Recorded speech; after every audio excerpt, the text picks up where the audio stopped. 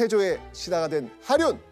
하륜은요 종이품 경기좌도 관찰사로 임명이 됩니다. 와, 높게 됐는데. 네. 그런데요. 이때 하륜은요 조정에서 누군가의 눈치를 볼 수밖에 없어요. 그렇죠. 누굴까요? 전도전. 정도전. 맞습니다. 그렇죠. 바로 조선의 실권자였던 정도전. 불과 몇 년 전에 죽일 듯이 대립했는데 이제 아무 일 없이 아이고 안녕하십니까 라고 지내기는 어렵죠. 너무 어색한데요? 어색해. 너무 어색해요. 너무 어색한데. 너무 어색해요. 네. 네. 아유. 게다가 조선 조정에서 두 사람의 입지는 너무나 달랐습니다. 네. 비교 자체가 안 돼요. 클래스가 달라요 지금요. 네. 그죠? 하루는 정도전의 눈치를 안 볼 수 없는 상황이었던 거죠. 자, 그렇게 정도전과 개국 공신들 사이에서 뭔가 한 방을 보여줘야 되겠다라고 배웠던 그때 하륜의 눈에 딱 들어오는 일이 있었습니다. 기회가 왔습니다. 바로 천도 문제였습니다. 수도를 바꾸는 수도 거. 옮기기. 맞습니다. 바꾸는 거. 태조는요 개국과 동시에 하루라도 빨리 고려 수도인 개경을 떠나려고 노력했습니다. 왜 그랬다?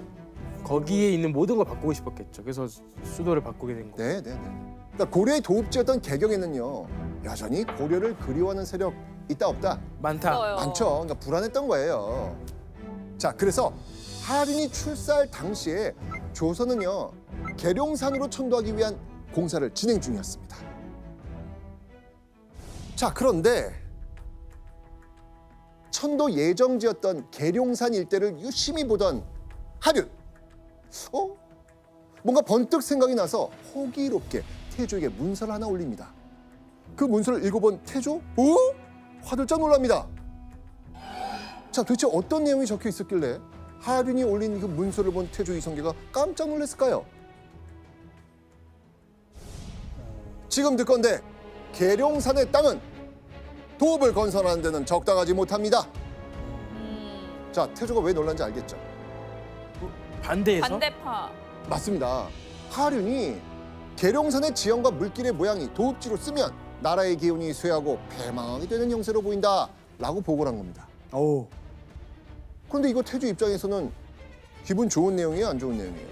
아니죠. 안 좋은 내용이죠. 네, 이거 달갑지 않은 내용이잖아요. 당황도 했겠고 화도 좀 났겠죠. 그죠? 새 도읍지에서 새 나라의 이상을 펼쳐보겠다라고 이렇게 생각하고 이제 밀어붙이고 있었는데 이때 마침 딱 하륜이라는 사람이 태조의 선택에 지금 정면으로 반박하고 나선 거예요. 자, 그러면 이거 하륜 도대체 무슨 배짱으로 이런 말을 했을까요? 그러니까요. 그냥 기운이 안 좋다 이런 말로 한다는 게. 야. 하륜은 믿을 구석이 있었어요. 믿을 거죠? 하륜은 일찍이 풍수지리를 깊이 공부를 했거든요. 네, 굉장히 이런 여러 가지 학문에 능해요. 성리학 이외에도요, 의술, 천문, 풍수지리, 심지어는 관상까지. 오. 조예가 깊습니다.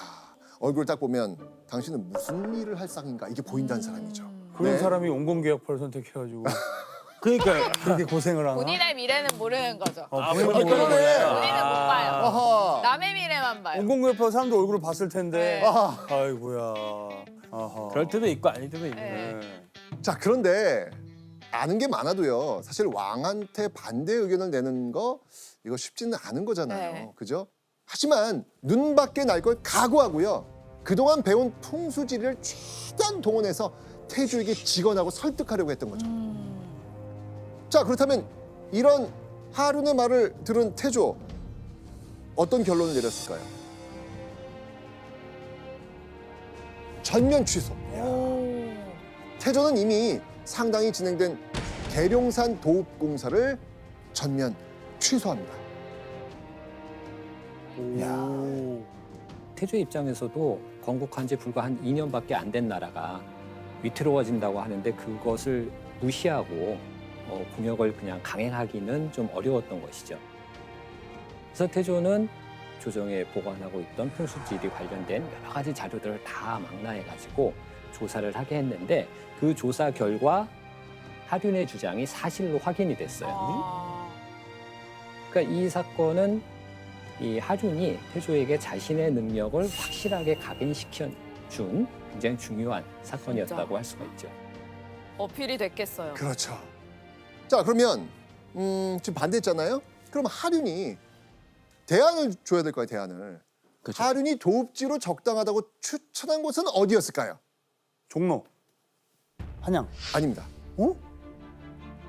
바로 지금의 신촌과 연희동에 있는 무악산 일대였습니다. 무악산. 연세대를 떠오르시면 될 거예요. 아. 네.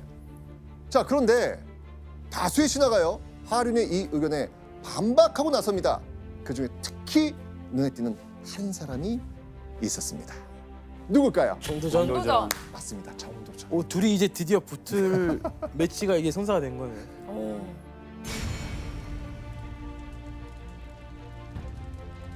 정도전은요, 사실 천도 공사를 하기 전부터 꾸준히 태조한테 이렇게 주장을 합니다.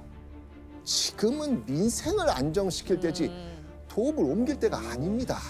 그러니까 천도론에 반대한 거네요. 반대한 사람이에요. 천도 반대. 자, 그런데 천도 문제가 초미의 관심사가 되자 정도전은 작정하고 태조에게 이런 말을 올립니다. 어찌 술수한 자만 믿을 수 있고 선비의 말은 믿을 수 없겠습니까?